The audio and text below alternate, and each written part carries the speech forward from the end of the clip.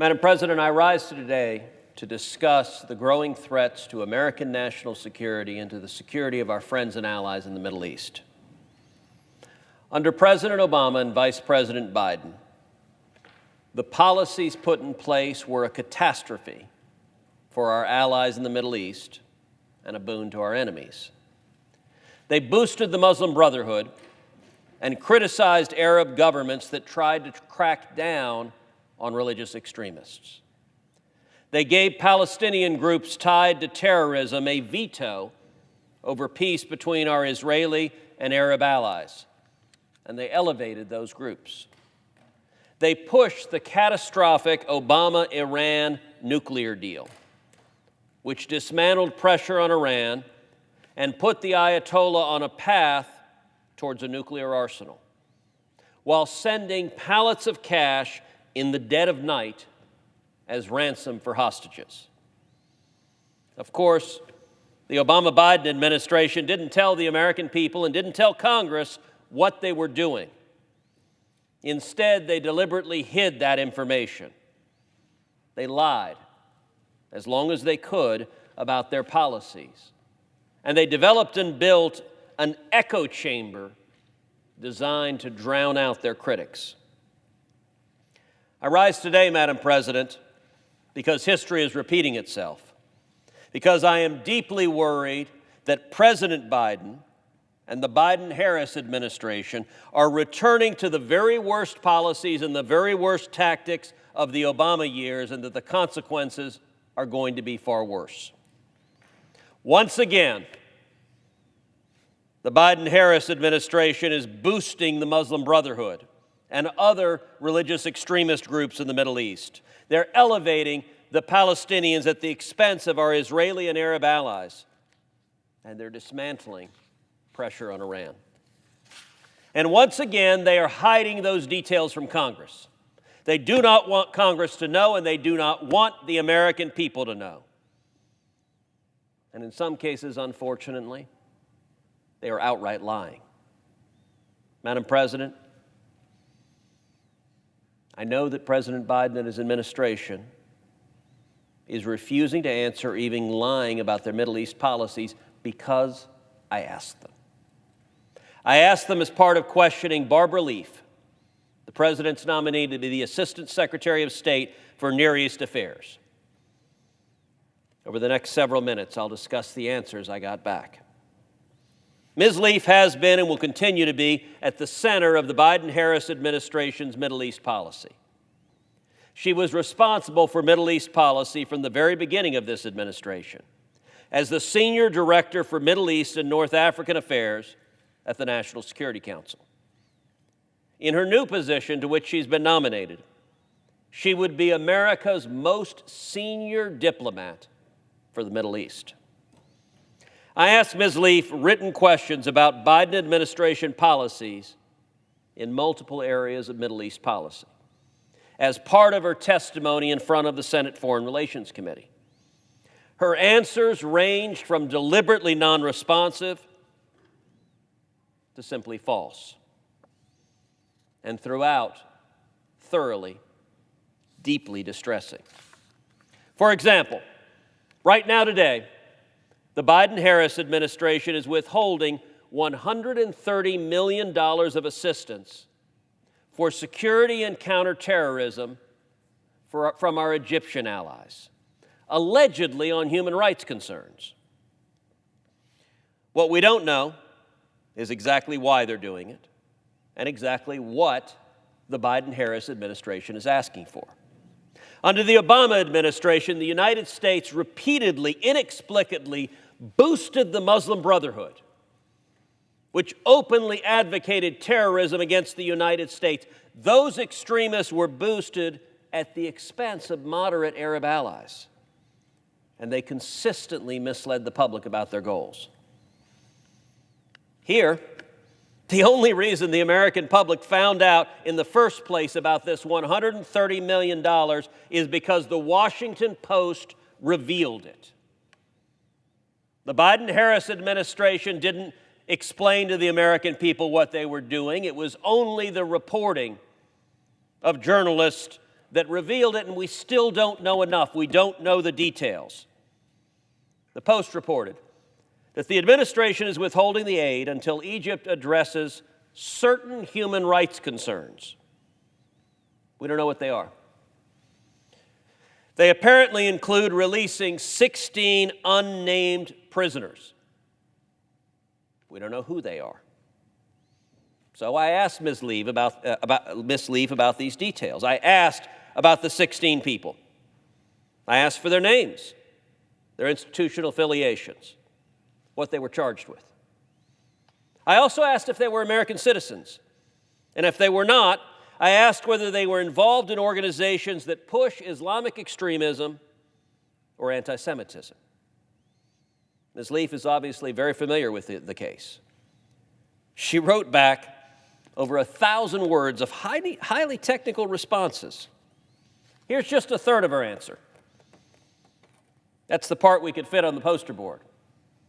Lots of words, lots of numbers, but you can see not a single detail that I requested was provided.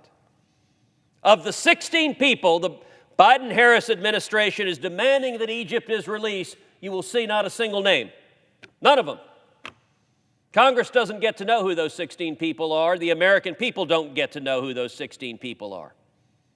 The answer from Ms. Leaf to the Senate Foreign Relations Committee is not to put too fine a point on it, go jump in a lake. How many of those 16 are affiliated with terrorist organizations? The answer from Ms. Leaf, go jump in a lake. How many of them are American citizens? The answer from Ms. Leaf, go jump in a lake. Why is that?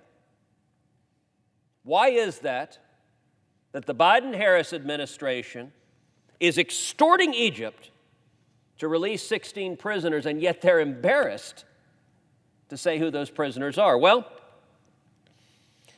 we do have some public hints about the sort of people that the White House and that congressional Democrats may be trying to coerce our Egyptian allies into releasing.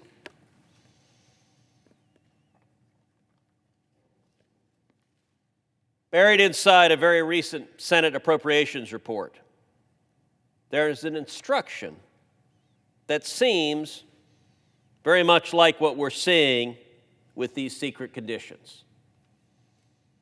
It came presumably from Senate Democrats, although we don't know who. No Senate Democrat has stood forward to own this language, but there is a Senate Democrat who authored this language.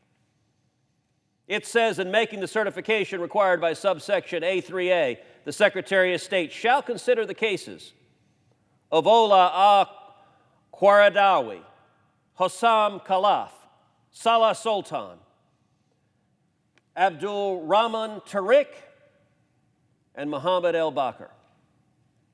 The committee urges that humane treatment and fair trials be afforded these and other prisoners in Egypt.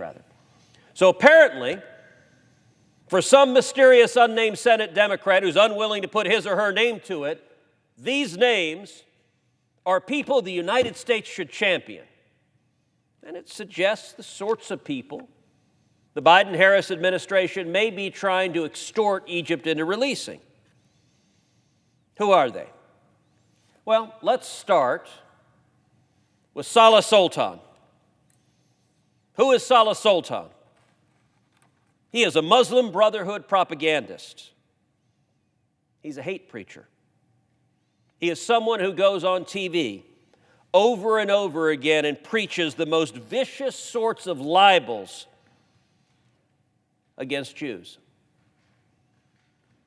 Why are Senate Democrats trying to release vicious anti-Semites? Why are they suggesting, if you go back to the appropriation language, why are they suggesting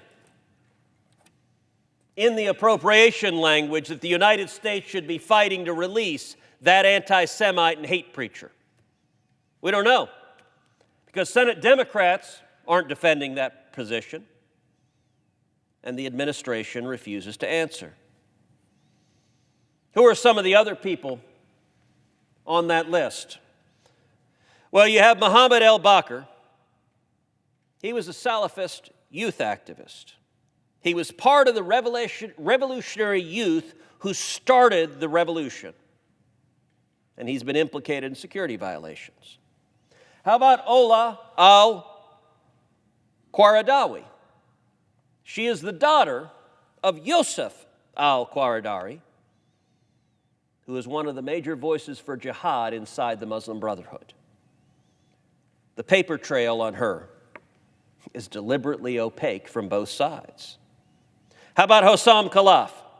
He is Ola al-Qaradawi's husband, and he's been allegedly connected to a Muslim Brotherhood offshoot. How about Abdul Rahman Tarek?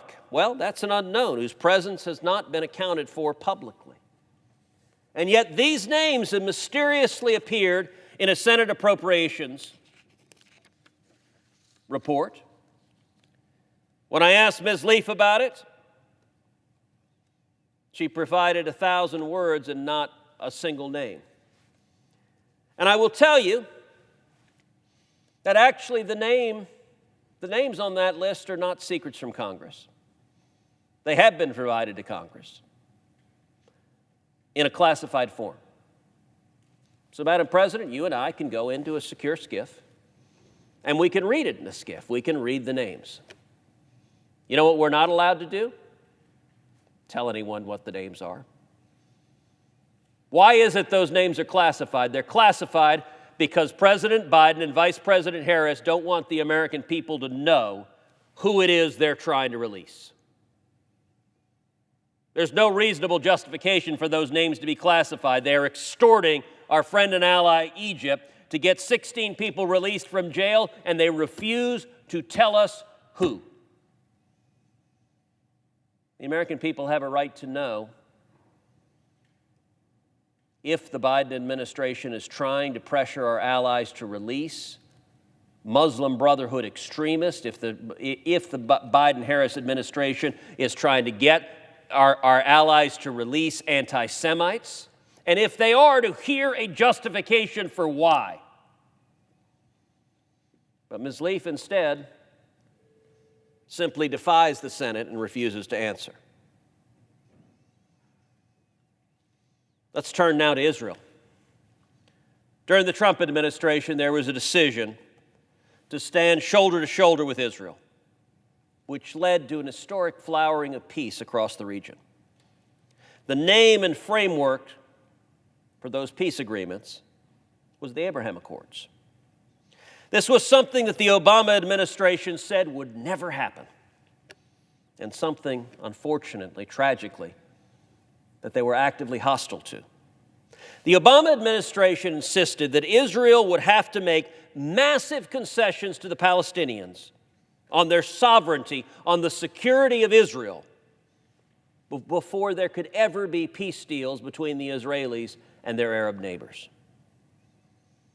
When asked whether there could ever be peace, like the Abraham Accords, without a prior deal with the Palestinians, then Secretary of State John Kerry said, quote, "There will be no separate peace between Israel and the Arab world. No, no, no, and no." No ambiguity to what they thought. They don't want peace without massive concessions from Israel to the Palestinians. Well, turned out President Obama and Secretary Kerry were tragically wrong, as they were on so many issues. And President Trump demonstrated that to the world. And sadly, President Biden and Vice President Harris have never forgiven our Israeli allies and our Arab allies for that, for demonstrating that with strong, resolute clarity from the United States, unequivocal support of Israel, that peace could be the result. That was an outcome anathema to the foreign policy objectives of the current administration.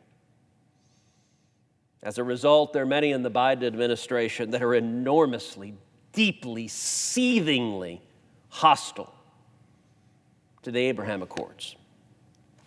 At the beginning of the Biden administration, the State Department even issued internal guidance prohibiting the use of the phrase, quote, Abraham Accords.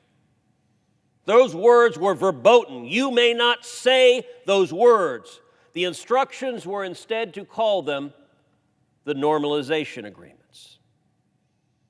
George Orwell is no doubt looking down from heaven and smiling at the power of language to be redefined. There are no Abraham Accords now, they're normalization agreements. Once again, the only reason that the public knows about this is because journalists revealed it. This time it was the Washington Free Beacon.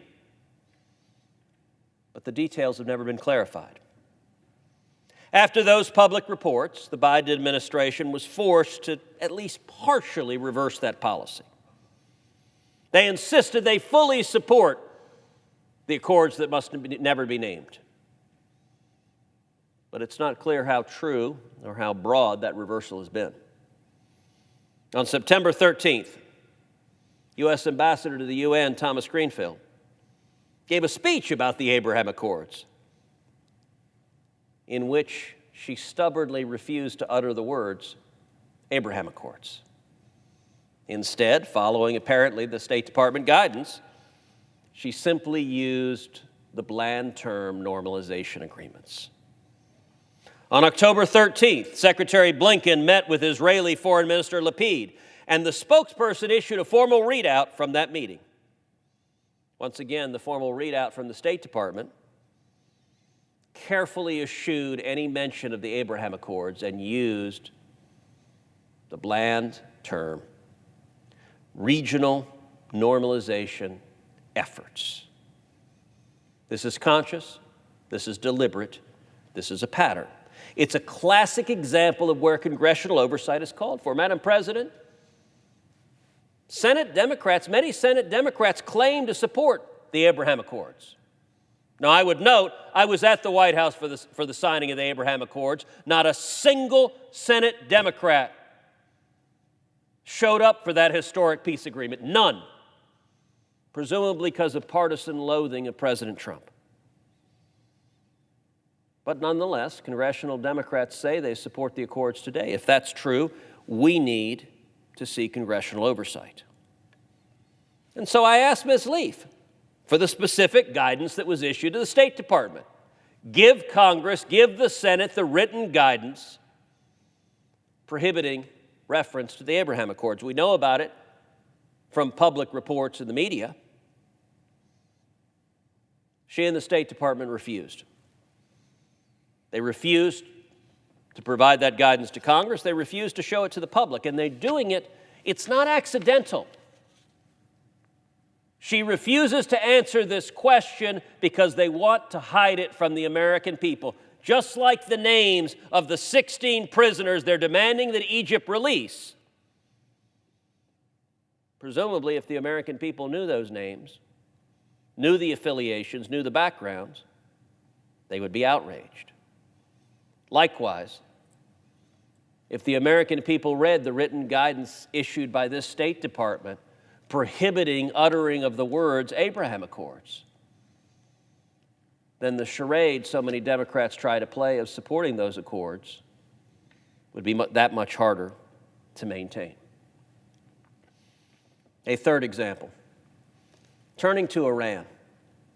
Perhaps more than anything else, first and foremost, this administration wants to return to the catastrophic Obama-Biden-Iran nuclear deal and to dismantle meaningful sanctions against the theocratic regime in Iran. From the earliest hours of the administration, the effort began to do exactly that. As part of that push, the administration has quietly, and sometimes secretly, reduced pressure on Iran and released frozen Iranian funds. But the Ayatollah wants to see just how much he can get. And he may not think that President Biden will ever do anything meaningful. If the U.S. isn't going to impose pressure on Iran, there's no reason for the Ayatollah to return to the deal at all. He doesn't need to take yes for an answer for a deal because he's getting everything anyway. And so, since the very early in the administration, the Biden-Harris officials have contemplated what has been called a, quote, less for less agreement, in which they would reduce some pressure on Iran for something less than full compliance. You'll only nuke some of us. Once again, Madam President, we only know about the existence of these considerations from public reports. In February and again over the summer, Reuters reported on an administration officials contemplating these deals, the so-called less for less deals. We here in Congress know a little more, but not much. Congress and the public deserve to know what's being contemplated to reduce pressure on the Iranian regime, the world's leading state sponsor of terrorism, and a regime that seeks, and I believe may well be willing to use nuclear weapons to murder millions of Americans and millions of our allies. I believe that if the Ayatollah had the ability to murder millions of Americans or millions of Israelis in the blink of an eye, the odds are far too high that this theocratic zealot who glories in death and suicide would be willing to do so. And so I asked Ms. Leaf for the details of such agreements. Here is what she said in response, quote, "There have been no such arrangements, deals, or agreements contemplated to reduce pressure on Iran." Madam President, that statement is false. It is categorically, directly, unequivocally false. It is false testimony in writing to the Senate Foreign Relations Committee. Ms. Leaf knows it's false, and the State Department handlers who transmitted her written answer to the Senate knows that it's false. What is the Biden administration trying to hide? What details don't they want us to know? Madam President, this isn't just about policy disagreements, although I disagree vehemently with many of this administration's policies. I understand that some people, some Democrats will disagree. But even more fundamentally, this is about transparency and oversight. On that, there should be no disagreement. And these questions are ones that go to the very core of this administration's Middle East foreign policy and of American national securities. What extremists is President Biden and Vice President Harris trying to empower? Whom do they view as allies worth supporting in the region? What deals are being contemplated with the Iranian regime? I ask Ms. Leaf for these details. She has, after all, been working right in the center of Middle East issues for this administration. She and the Biden-Harris administration are refusing to answer. The public has a right to know. Madam President, let me also point out that President Biden in recent days said publicly that if Iran enters into a new nuclear deal, that the United States would stay bound by it in perpetuity as long as Iran didn't renege on that deal. I want to be absolutely clear on something. President Biden has zero constitutional authority to make that commitment. The Ayatollah in Iran could be forgiven for misunderstanding that. The Ayatollah, after all, is a total dictator with the ability to line up anyone who disagrees and execute them on the spot. But thankfully, the President of the United States does not enjoy such dictatorial powers. Under our Constitution, there are two ways and two ways only that a president can make a binding commitment on the United States of America. The first is through passing a law that passes the Senate, passes the House, and is signed into law by the President. If President Biden wishes to do so with any Iran deal, he is welcome to do so. The second, and the way traditionally foreign policy agreements are handled, is through a treaty that is submitted to the Senate and ratified by 2/3 of the Senate. Madam President, the chances that the Biden-Harris, whatever disastrous nuclear deal they work out with Iran, the chances that that would be ratified by 2/3 of this Senate, I can quantify exactly. They are 0.00%. President Biden knows that. He knows that because the Senate has been unequivocal that this deal is disastrous and harmful for American national security, harmful for Israel, harmful for our allies. And so instead, President Biden makes an empty promise that he cannot commit. In that, he's following in the footsteps of President Obama. President Obama made a similar promise. And President Obama knew it was a lie when he said it. And President Biden knows it's a lie when he said it.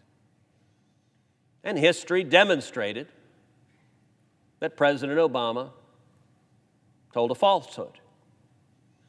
Because the next Republican president, Donald J. Trump, ripped the Obama-Iran deal to shreds. Withdrew from the deal, which was the right decision. I urged President Trump to do that. And Madam President, our allies and our enemies should mark my words on this. Regardless of whatever empty promises President Biden makes, he lacks constitutional authority to bind a subsequent administration.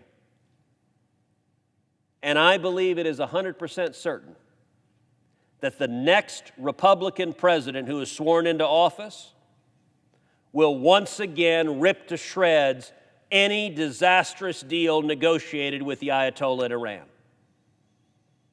So President Biden has 3 more years to try to give away the store, to try to send billions of dollars, perhaps on pallets in the dead of night like Barack Obama did, to fund theocratic terrorists who want to murder Americans and murder Israelis. But the Ayatollah needs to know, Europe needs to know, our friends need to know, our enemies need to know that President Biden's promises are empty words that will expire the instant his presidency is over. We don't have a dictator in this country. We have a constitutional republic. If President Biden wants to bind subsequent administrations, he can negotiate a treaty, submit a treaty to the Senate, and get it ratified. But he doesn't have the votes, and so instead he makes empty promises. Madam President, if President Biden and Vice President Harris were proud of the policies they're pursuing in the Middle East, they would give the American people the lists of the 16 prisoners they're trying to force Egypt to release.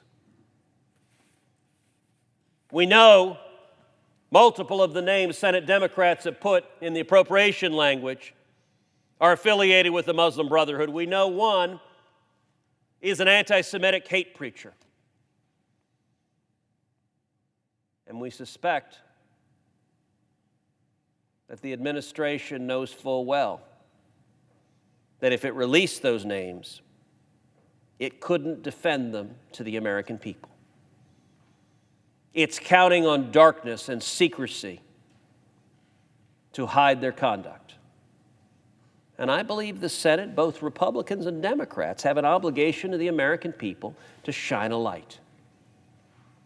If you're going to extort our allies to release prisoners, tell us now.